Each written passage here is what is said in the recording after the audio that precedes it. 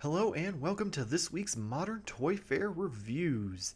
Today we're going to be looking at something very special to me. It is a kit bash of the Mezco 112 Collective PX Sovereign Knight Batman action figure.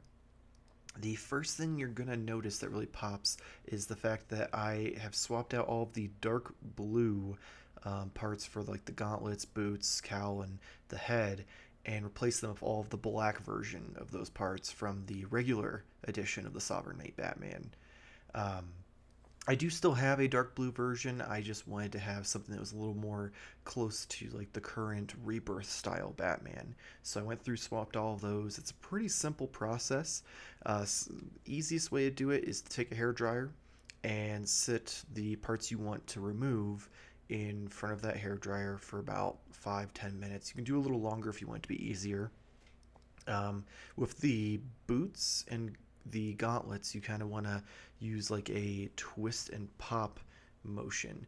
So once it's kind of soft and rubbery to the point where you can really tell that it's going to be easy to come off, you just kind of twist a little bit and then pull it off.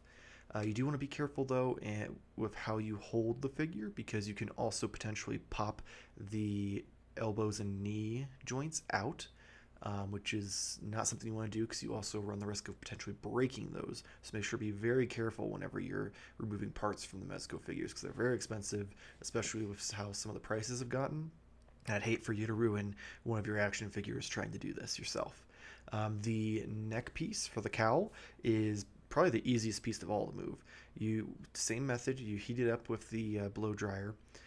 Once it gets nice and hot and rubbery, you're going to just kind of grab the cowl by like one of the lips and you kind of just slowly pop it off.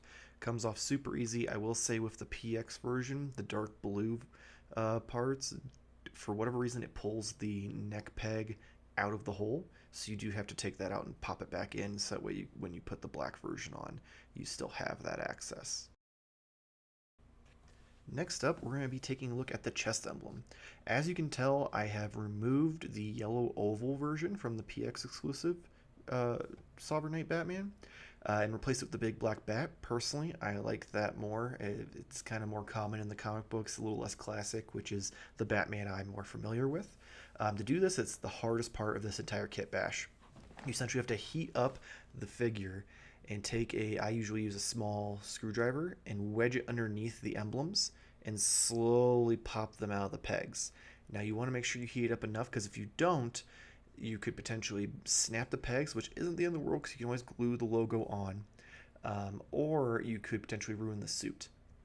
I will say the method I use is I heat it up, kind of slowly wedge the emblem off a little bit, heat it up some more, wedge it up a little bit, and just kind of wash, rinse, repeat until I've gotten the logo off.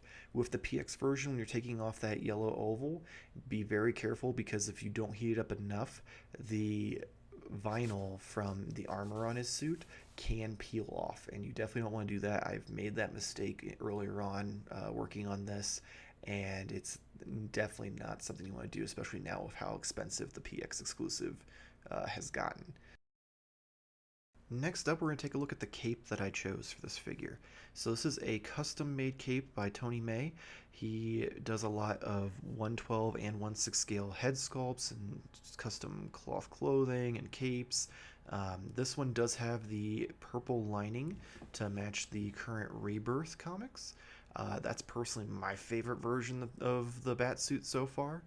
It does spread out pretty far and it drapes over him perfectly.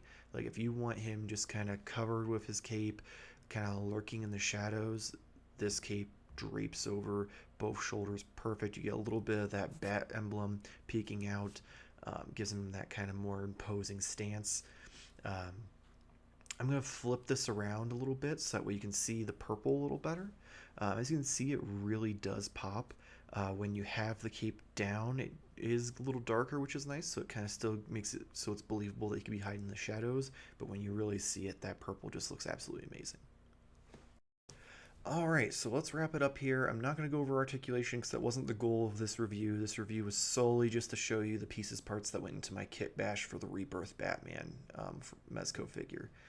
I will warn you, if you wanted to do this custom kit bash now, it will get a little costly.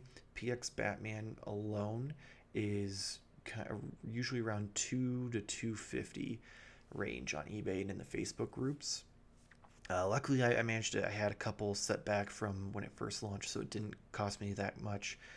You can get the regular edition of the Sovereign Knight Batman over at Big Bad Toy Store. I believe it's still $80 plus shipping, so it's pretty easy to come by. Luckily, the cape, I believe, if I remember correctly, was around 35 or 45. If Tony Mei still has any of these left, if not, he constantly is releasing new versions of capes. With either just all black or leather or cloth or with blue or purple lining. You just kind of have to keep your eyes out for what he has available at that time. Overall, this is hands down one of my favorite Batman action figures I own, especially now with all the upgrades I've given him.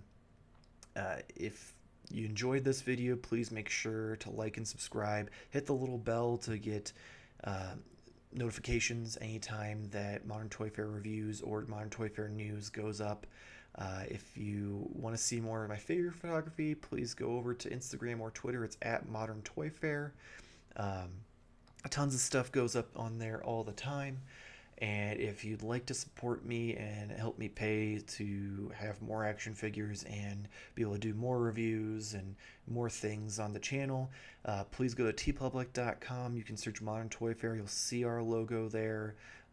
You can, if you click on it, you click Vault of Personality Comics, and it will instantly take you to my store that has all of the other designs that I've worked up in Photoshop.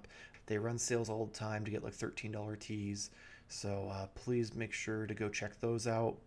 You can also find me over at Media Junkie on the Fanboy Fight Club podcast, where we essentially pick a topic and three of us argue and two of us judge and give points. And then you can also find me on the Gimmick Minute Wrestling podcast, where we go through this week's news for anything wrestling for WWE and AEW.